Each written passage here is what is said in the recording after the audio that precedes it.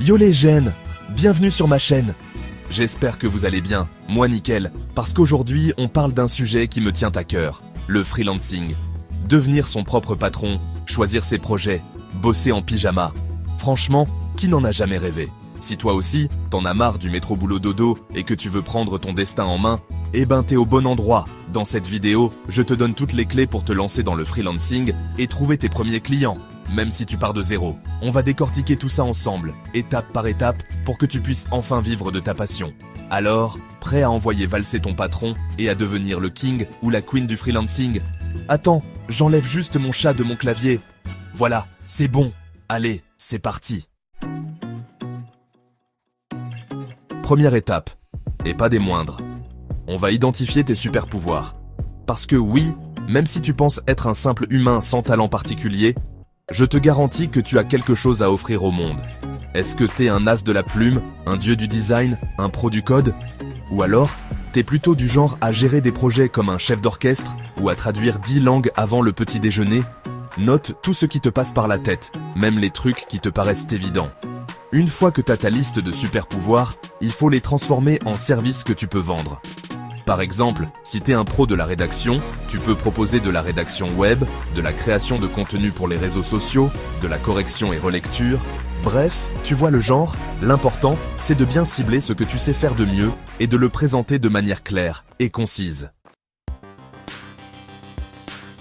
Maintenant que tu sais ce que tu vends, il est temps de te construire une vitrine digne de ce nom, ton portfolio. C'est un peu comme ton CV, mais en version 2.0, avec des exemples concrets de ton travail.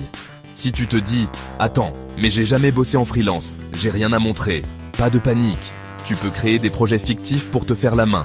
L'important, c'est de montrer ce que tu sais faire et de donner envie aux clients de bosser avec toi. Soigne la présentation, choisis des projets qui te mettent en valeur et n'hésite pas à demander l'avis de ton entourage pour avoir un regard extérieur. Et surtout, n'oublie pas de mettre ton portfolio en ligne sur un site web, une plateforme spécialisée ou même sur les réseaux sociaux. Maintenant que t'es un pro du portfolio, il est temps de partir à la chasse aux clients. Et pour ça, rien de mieux que les plateformes de freelancing. C'est un peu comme des sites de rencontres, mais pour les freelanceurs et les clients. Il en existe des tonnes. Upwork, Malt, Fiverr. Prends le temps de comparer, de voir celles qui correspondent le mieux à ton profil et à tes services. Inscris-toi sur plusieurs plateformes pour maximiser tes chances de trouver des missions. N'hésite pas à peaufiner ton profil, à postuler à des offres qui te correspondent vraiment et surtout, sois patient. Les débuts peuvent être un peu difficiles, mais avec de la persévérance, tu vas finir par décrocher tes premières missions. Le freelancing, c'est pas que rester enfermé chez soi à bosser en slip. C'est aussi l'occasion de rencontrer des gens, d'échanger, de te créer un réseau. Et pour ça, les réseaux sociaux sont tes meilleurs amis. LinkedIn, Twitter, Facebook.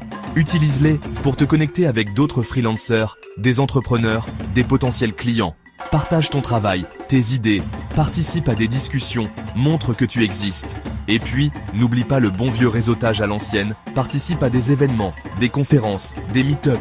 On ne sait jamais, la personne que tu vas rencontrer au café pourrait devenir ton prochain client.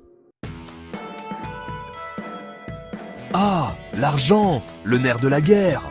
Fixer ses tarifs, c'est souvent un casse-tête pour les freelancers débutants. Mon conseil, ne te sous-estime pas. Calcule combien tu as besoin de gagner pour vivre, prends en compte tes charges, ton expérience et n'hésite pas à regarder ce que pratiquent les autres freelancers dans ton domaine. Et quand il s'agit de négocier, pas de panique. Sois clair sur ce que tu proposes, sur ta valeur ajoutée et n'aie pas peur de dire non si le client n'est pas prêt à mettre le prix. N'oublie pas que tu vends un service de qualité et ça se paie. Et surtout, garde en tête que le plus important, c'est de prendre du plaisir dans ce que tu fais. Le freelancing, c'est une aventure passionnante avec des hauts et des bas, mais c'est tellement gratifiant de pouvoir être son propre patron et de vivre de sa passion. Voilà les amis, j'espère que cette vidéo vous a plu et qu'elle vous aura donné envie de vous lancer dans le grand bain du freelancing. Franchement, si vous cherchez un signe, c'est celui-là. N'attendez plus pour réaliser vos rêves et devenir le maître de votre destin professionnel. N'oubliez pas, les débuts peuvent apparaître difficiles, mais avec de la persévérance, de la motivation et une bonne dose de café, tout est possible. Et puis, on est là pour s'entraider, hein ?